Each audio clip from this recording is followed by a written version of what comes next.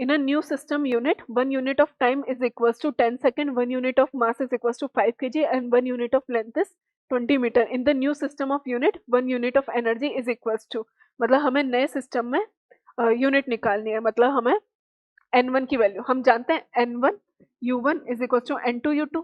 Answer हमें किस में चाहिए? जूल में. तो हमें N1 की वैल्यू चाहिए, तो N1 is coming out to be N2 U2 upon U1. बस अब देखते हैं, एनर्जी की यूनिट चाहिए. एनर्जी का डायमेंशन क्या होता है? एनर्जी का डायमेंशन होता है ml² T-2. एनर्जी का डायमेंशन होता है हमारे पास ml²T-2. तो दोनों तरफ लिख देते हैं. यहाँ पे हमें कितना दिया हुआ है? U2 हमें चाहिए है 1 यूनिट ऑफ एनर्जी, यानी U2 की वैल्यू कितनी हो गई है? 1. तो हम इसको ऐसे लिखेंगे, U2 को हम लिखेंगे 1 unit of energy is equals to, 1 minute, 1 unit of mass, wait, M2 upon M1 ऐसा बोल देते हैं.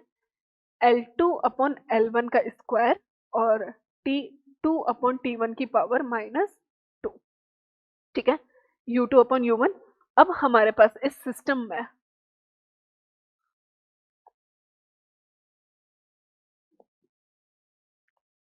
N1 हमें चाहिए 1. M2 कितना दिया हुआ है बेटा? M2 देखो, 1 unit of time is equals to 10 second, 1 unit of mass is equals to 5 second. तो sorry 5 kg.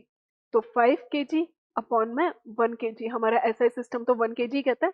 L2 1 unit of time, 1 unit of length is equals to 20 metre. तो 20 मीटर अपॉन 1 मीटर इसका square. इसी तरह से time T2 हमें दिया हुआ है 1 unit of time is equal to 10 second. तो 10 सेकेंड अपॉन में 1 सेकेंड और इसकी पावर हो जाएगी -2. अब हम इसको कैलकुलेट करेंगे. देखो 5 इंटू 2 इंटू 20 इंटू 20 40. तो हमारे पास N1 की वैल्यू आएगी 5 इंटू 20 इंटू 20 इंटू 10 की पावर -2. तो 10 की पावर कितना हो जाएगा हमारे पास, या फिर 1/100.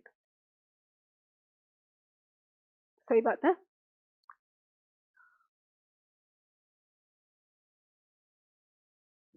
1/100. 2 जीरो से 2 जीरो कैंसिल हो गया. 5 2 ज़ा 10, 10 2 ज़ा 20 जूल्स. तो हमारा आंसर क्या आ जाएगा? 20 joules will be our answer. तो N1 की वैल्यू कितनी, मतलब हमारे पास 1 यूनिट ऑफ एनर्जी की वैल्यू कितनी हो गई है?